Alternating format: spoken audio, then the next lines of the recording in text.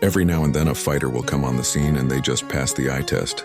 There's just something about them that screams future world champion. And Errol Spence was that fighter. When he arrived on the professional scene back in 2012, it was clear that Spence was no ordinary prospect. It wasn't anything in particular that made him stand out from the rest. He was just great at everything. A truly well-rounded boxer who did the basic fundamentals extremely well, but after his crushing defeat to Terence Crawford in 2023, Spence has been absent from the ring with no clear sign of a comeback. It raises the question, how good was Errol? The true Spence, actually. Born in 1990 in Long Island, New York, Spence found the sport of boxing fairly late at 15 years old. Regardless, Spence would become an elite-level amateur, winning the U.S. National Golden Gloves in 2009 and winning 3 consecutive national amateur welterweight championships. After so much success on the national scene, Spence was picked to represent his country of the United States of America at the London 2012 Olympics. Spence would get to the quarterfinals, but he would lose out to Russia's Andrei Zankovoy.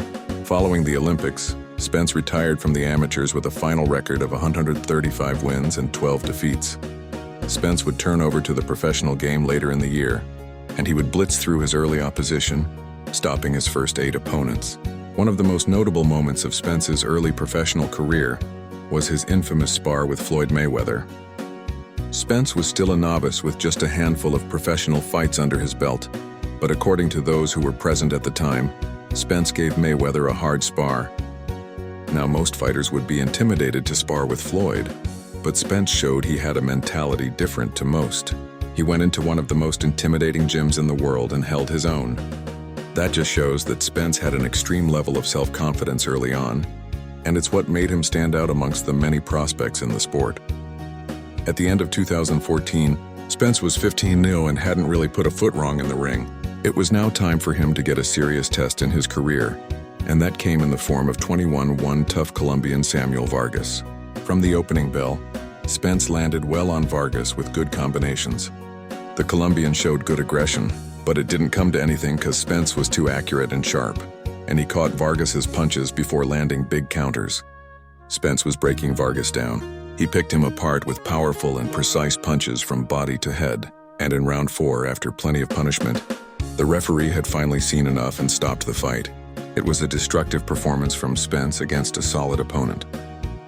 On September 11, 2015, Spence would step up the levels further and take on former IBO welterweight champion Chris Van Hayden. Spence broke down Van Hayden in a patient and poised display. Spence, like he normally does, focused on the body, and he found plenty of success there, landing some brutal shots while also mixing it up with sharp jabs and uppercuts. In round 7, Spence sent Hayden down to the canvas, which was the first time he had ever been knocked down in his career. Van Hayden got back to his feet, but he would be down again after Spence brutalized him with a body shot.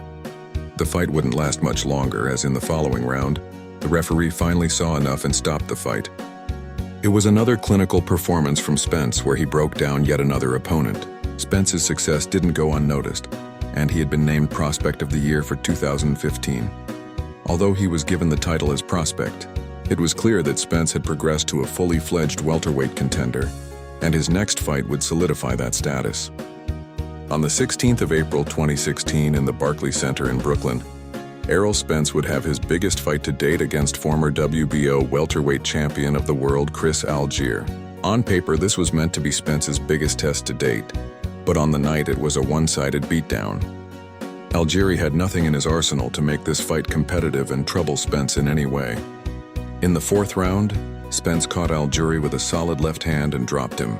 Algieri got to his feet and battled back with Spence, but he just couldn't put together any clean or effective shots while Spence was creating constant angles, showing great movement in landing the better shots. In round 5, Algieri was down again from another sharp and powerful left hand. Algieri got up again, but Spence would soon end the fight for good, unleashing fast and relentless combinations, ending with a left hand that put Algieri down for the 3rd time, and the fight was over. That meant that Spence became the first person to stop Algieri in his pro career. Later in the same year, Spence would take on veteran Leonard Bundu. Bundu was 41 years old, but he was very tough and a very game fighter who came to win. Once Spence figured him out, he put on a punch-perfect performance. He used his superior reach effectively and picked his shots well, using jabs, uppercuts, and straight punches to dismantle Bundu.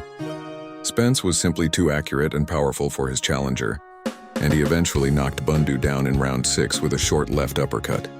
Showing his killer instinct, Spence finished the fight moments later with a powerful short right hook that rendered Bundu unconscious. He became only the second fighter to ever defeat Bundu and the first to knock him out. After this victory, Spence made it clear that he wanted a world title shot next, and he called out IBF World Welterweight Champion Kell Brook.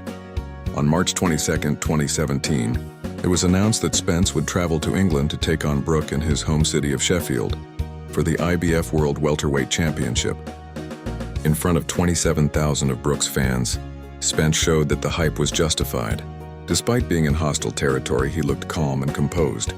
It didn't take long for him to find his range and unleash his trademark body shots. He threw combinations to head and body, wearing the champion down. Brook did well to land counters with his left hand on several occasions, but Spence proved to be the technically superior fighter. By the 10th round, Spence put together heavy combinations that dropped Brook. The damage to Brook's eye was worsening with every exchange. He was blinking constantly, clearly in serious pain. Yet Brook showed plenty of heart by fighting on. In round 11, however, the damage became too much. Brook decided to take a knee to prevent further punishment. He refused to rise and the fight was over. It was the correct decision, as it was later revealed that Brook had suffered a broken orbital bone. With that victory, Spence became the new IBF champion of the world. Spence's first defense of his world title came against former IBF world champion Lamont Peterson. Spence broke Peterson down both mentally and physically. In the 5th round, Spence dropped him with a left hand. Peterson beat the count but looked shaky. He tried to battle on in the following rounds, but Spence dismantled him with punches from all angles, showcasing his elite body punching. Peterson's face was battered and bruised, and he showed no signs of being able to change the fight. Eventually, his trainer had seen enough and stopped the bout. Many consider this one of Spence's most dominant performances, a showcase of his ability to break down an opponent with relentless bodywork. After obliterating undefeated Mexican contender Carlos Ocampo in just 1 round, Spence went on to face former 4-weight world champion Mikey Garcia. Garcia dared to be great, moving up multiple weight classes after vacating his lightweight title to take on Spence. But he would be totally outclassed, suffering the first defeat of his career. Spence used his height and reach to control the fight and boxed Garcia from start to finish.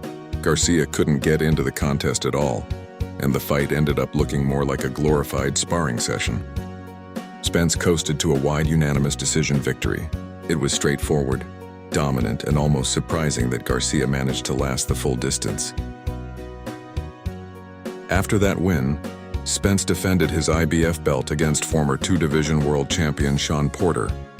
This was one of the toughest fights of his career. Porter fought at an incredible pace, smothering Spence with pressure, angles, and roughhouse tactics. It turned into a thrilling back-and-forth war. Porter's constant aggression made Spence uncomfortable at times, but Spence's precision punching and body shots gradually shifted the momentum. The fight reached its dramatic peak in round 11 when Spence landed a perfectly timed left hook that dropped Porter to the canvas. Porter beat the count and fought back bravely, but that knockdown sealed the victory for Spence. The judges scored it a split decision, with Spence retaining his IBF title and also claiming the WBC belt. The fight was later hailed as one of the best of the year for its non-stop action and intensity. Spence's next defense was set against Danny Garcia, another former 2-weight world champion. What made this fight remarkable was the context. Spence had survived a near-fatal car crash just 14 months earlier. Many questioned if he would ever return the same. In the fight, he proved he was still elite. Spence controlled the bout with his jab, timing, and ring IQ, keeping Garcia at bay and neutralizing his counterpunching.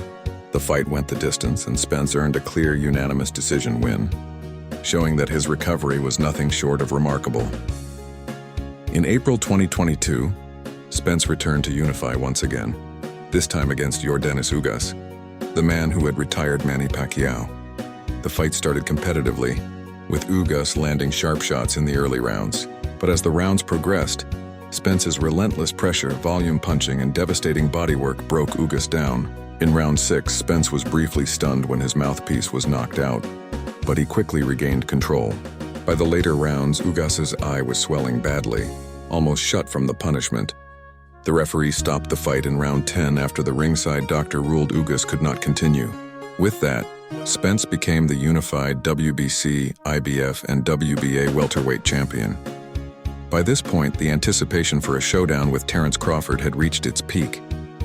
The two had been circling each other for years, and fans were desperate to see who would come out on top as the undisputed champion. Both fighters had cleaned out their divisions and were considered among the pound-for-pound best in the world. Finally, in July 2023, the fight was signed. The stage was set for one of the biggest welterweight clashes in modern history: Errol Spence Jr. versus Terence "Bud" Crawford.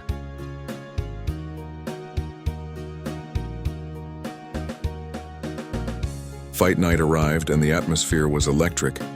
Both men entered the ring carrying not just titles but legacies. Spence, the undefeated Texan known for his relentless pressure and fundamentals. Crawford, the switch-hitting master with knockout power in both hands. The stage was set for history. From the opening bell, Crawford took control. Using his jab and sharp counters, he quickly found his rhythm. Spence pressed forward as usual, but Crawford's timing and accuracy repeatedly caught him. By round 2, Crawford landed a straight left hand that dropped Spence for the first time in his career. The crowd erupted. Suddenly, the fight had a new storyline. Spence showed his warrior spirit, getting up and continuing to push forward. But Crawford was in complete command. His counters, especially the right hand and check hook, punished every mistake. In round 7, Crawford landed a brutal combination that sent Spence down again.